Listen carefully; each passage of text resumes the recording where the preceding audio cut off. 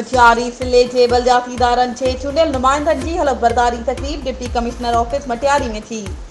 DRO district election commissioner Masood Ahmed Qureshi ज़िले council जे 63 चूंडियल district council मेंबरनि ऐं म्यूनिसिपल कमेटी हाला जे 16 चूंडियल मेंबरनि खे हलफ़ खणायो, जॾहिं त असिस्टेंट कमिश्नर मटियारी अदील अहमद सोहो तालके मटियारी जे टाउन कमेटियुनि ऐं यूनियन काउंसिल्स जे चूंडियल नुमाइंदनि खे हलफ़ खणायो। Assistant commissioner Hala doctor Mazahir Ali तालके हाला जी टाउन कमेटियुनि ऐं यूनियन काउंसिल जे चूंडियल मेंबरनि खे हलफ़ खणायो, जॾहिं त तालके सईदाबाद जी टाउन कमेटियुनि ऐं यूनियन काउंसिल जे चूंडियल मेंबरनि खे